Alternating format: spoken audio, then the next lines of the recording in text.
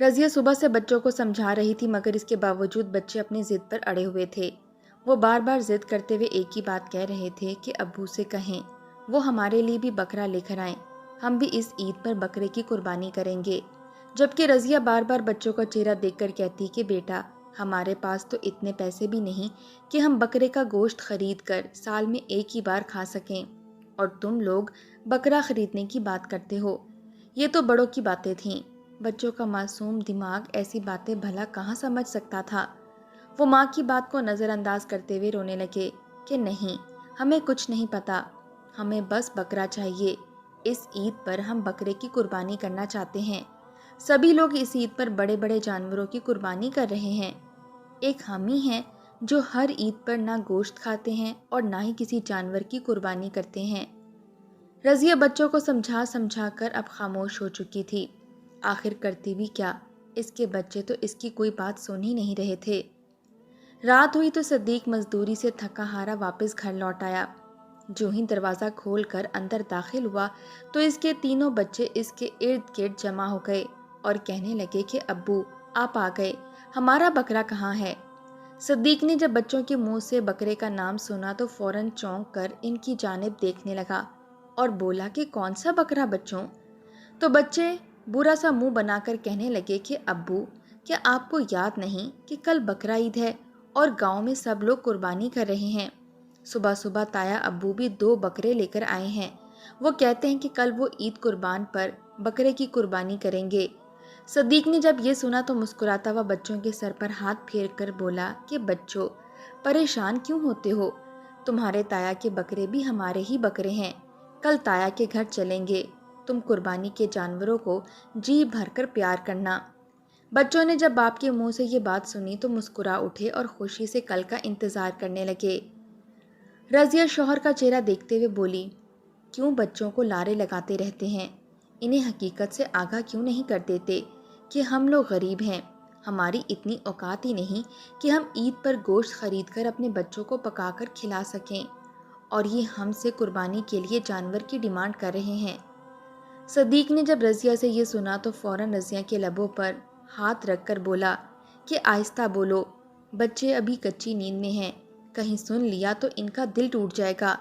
رضیہ نے فوراً لبوں سے انگلی ہٹائی اور کہنے لگی کہ ان کے جھوٹے خواب جس دن ٹوٹیں گے تو وہ بے تحاشا روئیں گے۔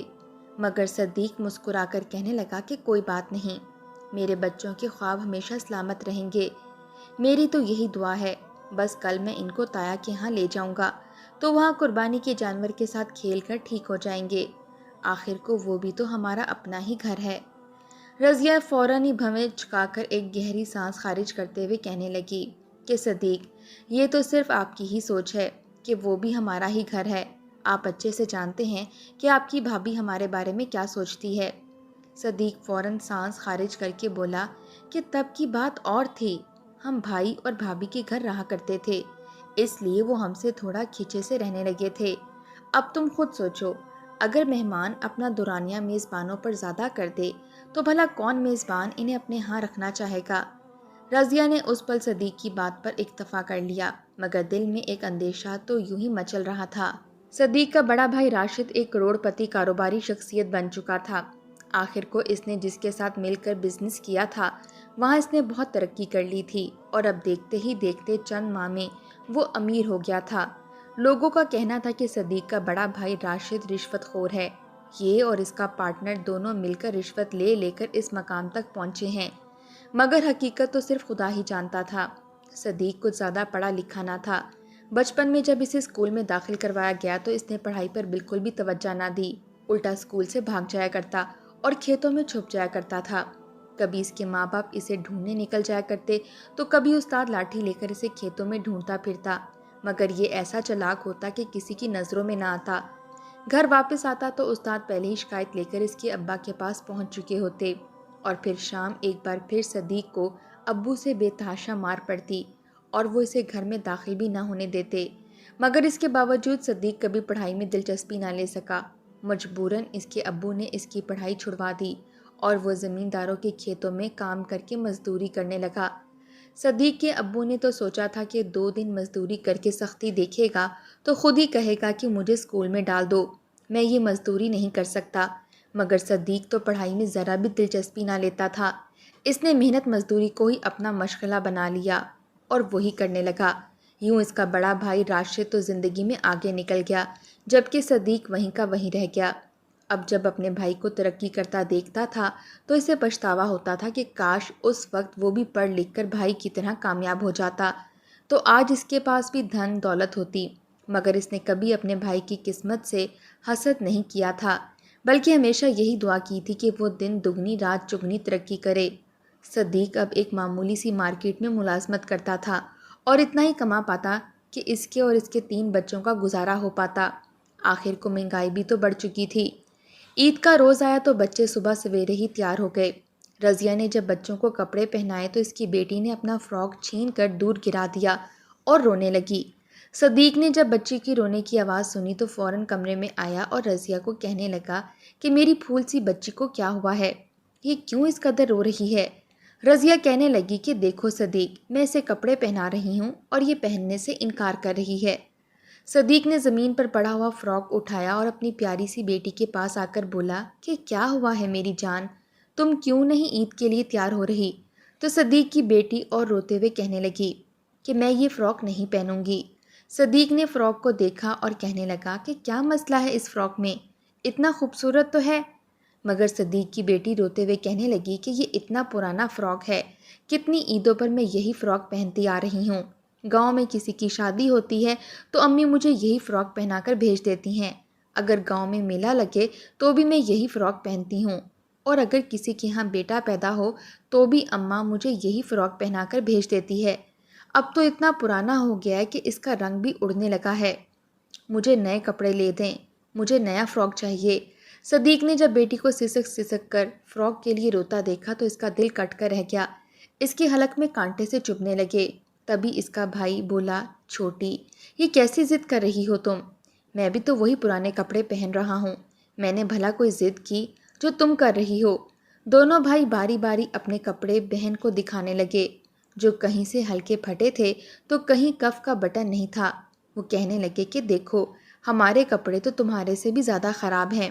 اتنا سننا تھا کہ معصوم کلی مسکرا کر وہ فراک اٹھا کر بولی، میرا فراک تو بالکل نیا ہے، اس کا تو بس رنگ ہی خراب ہوا ہے، جبکہ بھائیوں کے تو پھٹے ہیں۔ چھوٹے بچے تھے، اتنی سی بات پر مقابلہ کرنے لگے اور یوں کھیل کھیل میں بھائیوں کی دیکھا دیکھی صدیق کی بیٹی نے وہ فراک پہن لیا۔ سبھی وہی کپڑے پہن کر تیار ہو چکے تھے۔ عید کی نماز پڑھنے کا وقت ہو چکا تھا۔ صدیق کہنے لگا کہ آؤ بچوں، میں تم لوگوں کو تایا کے ہاں چھوڑ آتا ہوں، تم لوگ تب تک بکرے کے ساتھ کھیلنا اور میں اور بڑے بھائی عید کی نماز پڑھ کر واپس آ جائیں گے۔ بچے بھی خوشی خوشی ابا کی انگلی پکڑے گھر سے نکل گئے۔ تایا کا گھر یہاں سے کچھ ہی دوری پر تھا۔ صدیق بچوں سمیت جب اپنے بڑے بھائی کے دروازے پر پہنچا تو دروازہ بند تھا۔ وہ کتنی دیر دستک دیتا رہا، تبھی اسپیکر میں ایک آواز گونجی کہ کون ہے؟ وہ تو ایک الیکٹرانک بیل تھی جس کے ساتھ اسپیکر بھی لگا ہوا تھا۔ صدیق جھجکتے ہوئے بولا کہ جی بھائی، میں ہوں صدیق، بچے بکرا دیکھنے کی ضد کر رہے تھے تو اسی لیے لے آیا۔ مگر تبھی اسپیکر سے آواز آنا بالکل بند ہو گئی تھی، یوں لگتا تھا جیسے صدیق کی آواز سن کر انہوں نے اسپیکر بند کر دیا ہو۔ کچھ دیر بعد ایک نوکر نے آ کر دروازہ کھولا اور اس وقت تک عید کی نماز کا وقت ہو چکا تھا۔ صدیق نے بچوں سے کہا کہ بچوں، تم لوگ اندر جاؤ، میں عید کی نماز سے فارغ ہو کر بھائی کے ساتھ واپس آتا ہوں، تب تک تم لوگ بکرے کے ساتھ وقت گزار لو۔ بچے خوشی خوشی دروازہ کھلتا دیکھ کر اندر داخل ہو گئے اور صدیق دروازے سے ہی واپس مسجد کی جانب چلا گیا۔ وہ تو خوشی خوشی چلا گیا کہ چلو بچوں کا دل بہل جائے گا، مگر اس بات سے انجان کہ اس کے جانے کے بعد اس کے بچوں کے ساتھ کیا ہونے والا ہے۔ جو ہی صدیق وہاں سے گیا اور بچے تایا کے گھر میں داخل ہوئے تو اس گھر کی شان و شوکت دیکھ کر ستائشی نظروں سے چاروں اور دیکھنے لگے۔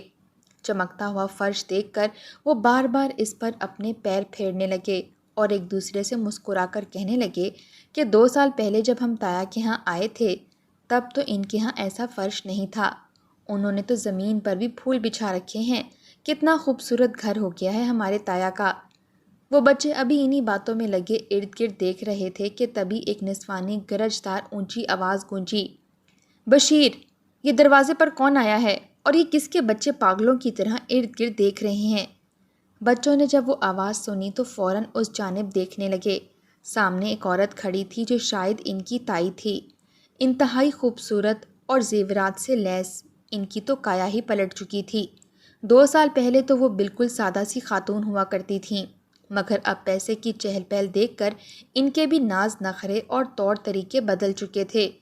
بچوں نے تائی کو دیکھا تو فوراً مسکراتے ہوئے تائی سے جا کر لپٹ گئے اور کہنے لگے کہ تائی کیسی ہیں؟ عید مبارک، ہم آپ کے ہاں عید منانے کے لیے آئے ہیں۔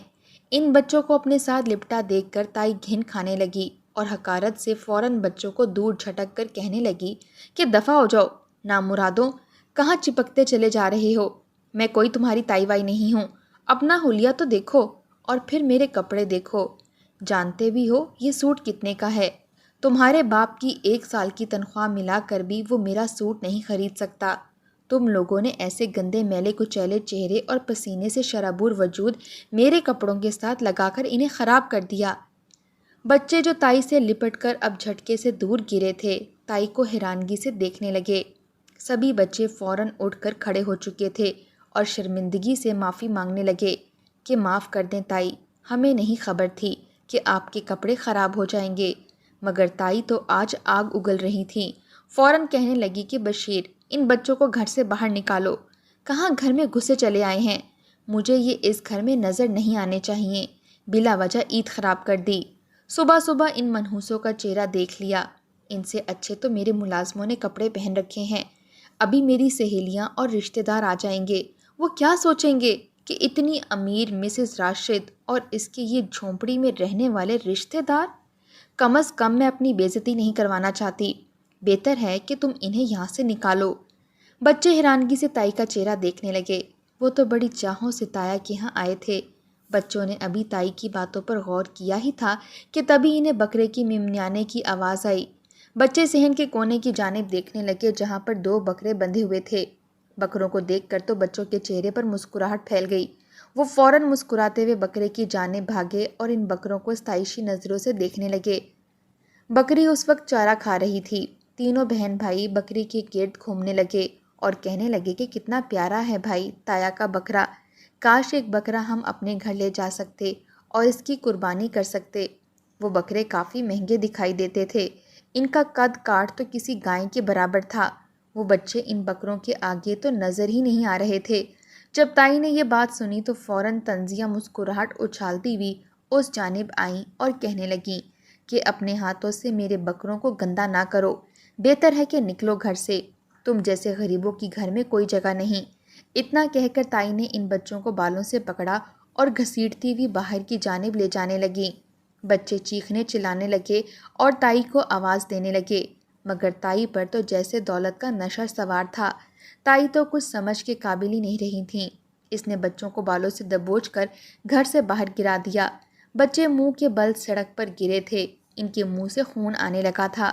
تینوں بہن بھائی ایک دوسرے کے گلے لگ کر رونے لگے اور تائی بچوں کو گالیاں دیتے ہوئے دروازہ بند کر گئی اور نوکر کو سختی سے تنبیہ کی کہ اب اس کے ماں باپ میں سے کوئی بھی یہاں آنے کی کوشش کرے تو کسی کو بھی گھر میں داخل ہونے مت دینا۔ نوکر بھی اپنی مالکن کی بات مان کر سر ہلا گیا، مگر اسے ان بچوں پر بہت ترس آیا تھا۔ وہ بچوں کو اشارہ کر کے بولا کہ تم لوگ چلے جاؤ، دوبارہ یہاں واپس مت آنا، تمہاری تائی بہت ظالم ہے اور میں نہیں چاہتا کہ عید کے روز تم بلا وجہ روتے رہو۔ جاؤ شاباش، اپنے گھر چلے جاؤ۔ اتنی تذلیل کروانے کے بعد بچے روتے ہوئے اپنے گھر کی جانب جانے لگے۔ ان کا دل بہت بری طرح سے ٹوٹا تھا۔ وہ روتے ہوئے سوچنے لگے کہ ابو نے تو کہا تھا کہ تایا کا بکرا ہی ہمارا بکرا ہے، مگر تایا کی بیوی نے تو انہیں گھر سے بے عزت کر کے نکال دیا تھا۔ بھلا وہ کیسے ان کا بکرا ہو سکتا تھا؟ وہ تو ان کے ساتھ سفاکیت بھرا سلوک رکھ رہی تھی، جیسے وہ ان کے بھتیجے نہیں بلکہ کوئی غیر ہوں۔ بچے روتے ہوئے گھر پہنچے تو رضیہ نے بچوں کا یہ حال دیکھا تو سوال کرنے لگی کہ کیا ہوا ہے، تم لوگوں کی یہ حالت کیسے ہو گئی؟ کیونکہ اس کی بیٹی کے بال بکھرے ہوئے تھے، اس کے گال پر تھپڑ کا نشان تھا، اور وہیں دونوں لڑکے جو زمین پر منہ کے بل گرے تھے، ان کے کپڑے مٹی آلود ہو چکے تھے اور گھٹنوں سے شلوار پھٹ چکی تھی۔ بچوں نے جو کچھ تائی نے کیا سب کچھ حرف بہ حرف بتایا۔ رضیہ تو آگ بگولا ہو چکی تھی، کہنے لگی کہ یہ کیا طریقہ ہے، عید کے موقع پر تو کوئی دشمن کی اولاد کے ساتھ بھی یہ سلوک نہیں کرتا، جو کچھ تمہاری تائی نے تم لوگوں کے ساتھ کیا۔ ادھر عید کی نماز پڑھ کر آنے کے بعد صدیق بھائی کے گھر جانے کا سوچنے لگا۔ اس نے بھائی سے مصافحہ کیا تو اس نے یوں نخریلے انداز میں سلام کا جواب دیا جیسے وہ صدیق کو جانتا ہی نہ ہو۔ اس کے ساتھ تو اس کا دنیا داری کا رشتہ بھی گویا ختم ہو چکا تھا۔ صدیق اپنا سا منہ لے کر رہ گیا۔ وہ بھائی سے بار بار بات کرنے کی کوشش کر رہا تھا، ان سے بکروں کے بارے میں پوچھتا تو کبھی عید کے بارے میں، مگر وہ سرسری سا جواب دیتا چلا جا رہا تھا۔ تھوڑی دیر بعد دونوں گھر تک پہنچے تو صدیق دروازے پر پہنچا۔ وہ اندر داخل ہونے لگا تو راشد نے صدیق کی جانب حیرانگی سے دیکھا اور کہنے لگا کہ کیوں صدیق، تم اندر کہاں چلے آ رہے ہو؟ کیا تم نے گھر جا کر اپنے بال بچوں اور بیوی سے عید نہیں ملنی؟ گھر جاؤ بھائی، کھانا کھاؤ، یہاں کہاں چلے آ رہے ہو؟ یہ ٹکا سا جواب سن کر صدیق تو شرمندہ ہو کر رہ چکا تھا اور اس پل ہڑبڑا کر کہنے لگا کہ نہیں نہیں بھائی، وہ بات نہیں ہے۔ دراصل میں نے عید کی نماز کے لیے جانے سے پہلے اپنے بچوں کو یہاں چھوڑا تھا، بس بچوں کو ہی لینے آیا تھا۔ راشد نے ایک حقارت بھری نظر صدیق پر ڈالی اور کہنے لگا کہ میں تمہارے بچوں کو باہر بھیجتا ہوں، مگر تبھی دروازے پر کھڑے چوکیدار نے فوراً کہا کہ آپ کے بچے پہلے ہی یہاں سے جا چکے ہیں، بہتر ہے کہ آپ چلے جائیں، کیونکہ مالکن نے سختی سے منع کیا ہے کہ آپ کی بیوی اور آپ کے بچے اس گھر کے باہر نظر ہی نہ آئیں۔ آج ان کے خاص رشتہ دار آنے والے ہیں اور وہ سبھی امیر اور بڑے گھرانوں سے تعلق رکھتے ہیں، اور وہ نہیں چاہتے کہ ان کے سامنے آپ کا تعارف کروا کر ان کی بے عزتی ہو۔ اتنا سننا تھا کہ صدیق اس ملازم کے سامنے بھی شرمندہ ہو گیا اور پھر پھیکا سا مسکرا کر بولا کہ اچھا کوئی بات نہیں، میں واپس چلا جاتا ہوں۔ مگر حیرانگی تو اس بات کی تھی کہ اس کے بچوں کو اکیلا بھیج دیا گیا تھا۔ صدیق جب گھر پہنچا تو اس کے بچے گھر میں رو رہے تھے۔ جب اس نے بچوں کے منہ سے تائی کا رویہ سنا تو وہ آگ بگولا ہو گیا۔ اسے تو یقین ہی نہیں آ رہا تھا کہ وہ لوگ ایسا بھی کر سکتے ہیں، مگر خیر، رضیہ فوراً بولی کہ میں نے کہا تھا نا کہ بچوں کو دور کے ڈھول مت سناؤ، کیا تم جانتے نہیں، دور کے ڈھول دور ہی سہانے لگتے ہیں۔ اب دیکھ لیا بچوں کے ساتھ انہوں نے کیا سلوک کیا ہے، اور تم ہی کہہ رہے تھے کہ وہ ان کے تایا کا گھر ہے اور وہ بکرے ان کے اپنے ہیں۔ صدیق تو خاموش سا ہو چکا تھا، اسے چبھ لگ چکی تھی۔ آخر وہ اپنی بیوی کی بات کا کیا جواب دیتا؟ صحیح تو کہہ رہی تھی وہ، اس نے اپنے بھائی کو ہمیشہ اپنا بھائی سمجھا۔ آج اسے صحیح معنوں میں پچھتاوا ہوا تھا۔ کاش وہ بچپن میں پڑھ لکھ کر کچھ بن جاتا تو آج اس کی معاشرے میں عزت ہوتی، کیونکہ جس معاشرے میں وہ رہتے تھے وہاں پر انسان کی عزت اس کے اخلاق اور کردار سے نہیں بلکہ پیسوں سے کی جاتی تھی۔ صدیق ایک سانس خارج کر کے رہ گیا اور بچوں سے بولا کہ کوئی بات نہیں بچوں، دعا کیا کرو کہ اللہ تعالیٰ ہمیں بھی اتنا عطا کرے کہ ہم لوگ خود اپنے پیسوں سے جانور کی قربانی کر سکیں۔ بچے اپنے باپ کی بات سن کر ایک ٹھنڈی سانس خارج کر کے باپ کو دیکھنے لگے۔ بچوں کی آہ تو عرش کو بھی ہلا دیتی ہے۔ وہ سبھی خاموشی سے گھر میں بیٹھے رہ گئے۔ ان کے ہاں تو کوئی بھی گوشت دینے کے لیے نہیں آیا تھا۔ شام ہوئی تو کہیں سے تھوڑا سا گوشت آیا جس میں سوائے ہڈیوں کے اور کچھ بھی نہ تھا۔ وہ تو صرف ایک فرد کو ہی پورا ہو سکتا تھا۔ صدیق مسکرایا اور کہنے لگا کہ اسے پکا کر بچوں کو دے دو، شوربہ زیادہ رکھنا تاکہ بچے گوشت کا ذائقہ چکھ لیں۔ رضیہ نے ایک ٹھنڈی سانس خارج کی۔ ابھی وہ اس گوشت کو لے کر کچن میں گئی تھی کہ تبھی گاؤں میں ایک شور سا اٹھا۔ باہر کوئی صدیق کے دروازے پر آیا تو صدیق نے دروازہ کھولا۔ دروازہ کھولتے ہی ایک شخص ہانپتے ہوئے صدیق سے کہنے لگا کہ تم یہاں آرام سے بیٹھے ہو اور وہاں تمہارا بھتیجا ہسپتال پہنچ چکا ہے، اس کی حالت نازک ہے۔ صدیق تو پریشان ہو چکا تھا۔ وہ بتانے لگا کہ قربانی کے وقت جب ایک بکرے کی قربانی کی جانے لگی تو راشد کے بڑے بیٹے نے اس بکرے کو پکڑ رکھا تھا۔ جو ہی کسائی چھری چلانے لگا تو ایک دم سے بکرے نے در جھٹکا اور وہ چاقو کسائی کے ہاتھ سے گرفت مضبوط نہ ہونے کی وجہ سے چھوٹ کر اس لڑکے کے بازو پر لگ گیا۔ اس کی کلائی شدید زخمی ہو گئی ہے۔ ڈاکٹروں کا کہنا ہے کہ وہ زندہ نہیں بچے گا۔ صدیق اور رضیہ نے جب یہ سنا تو فوراً بچوں سمیت ہسپتال پہنچے۔ راشد بے تحاشا رو رہا تھا۔ صدیق اپنے بھائی کو حوصلہ دینے لگا، رضیہ اپنی جیٹھانی کو، جبکہ ڈاکٹروں کا کہنا تھا کہ بچے کو خون کی اشد ضرورت ہے ورنہ اس کی جان کو خطرہ ہو سکتا ہے۔ راشد کا بلڈ گروپ او پازیٹیو تھا اور یہ اس کے بھتیجے کو لگ سکتا تھا۔ اس نے فوراً اپنا خون اپنے بھتیجے کو دیا جس سے اس کی جان بچ گئی۔ راشد اپنے بھائی کے سامنے شرمندہ سا ہو کر رہ چکا تھا۔ وہ رونے لگا اور رو کر بولا کہ مجھے معاف کر دو، میں نے تم لوگوں کے ساتھ بہت برا کیا، آج میرے بچوں کی رگوں میں تمہارا خون دوڑ رہا ہے، جبکہ میں دولت کے نشے میں اتنا اندھا ہو چکا تھا کہ تمہیں حقیر سمجھنے لگا۔ صدیق ہمیشہ کی طرح سے پھیکا سا مسکرایا اور کہنے لگا، کوئی بات نہیں، تم نے جو کیا خدا تمہیں اس کا صلہ دے گا، اور میں جو کروں گا میرے اعمال کا گواہ بھی میرا رب ہی ہے۔ اتنا کہہ کر صدیق اپنی بیوی اور بچوں سمیت ہسپتال سے چلا آیا، جبکہ راشد اور اس کی بیوی شرمندہ سے سر جھکائے وہیں کھڑے رہ گئے۔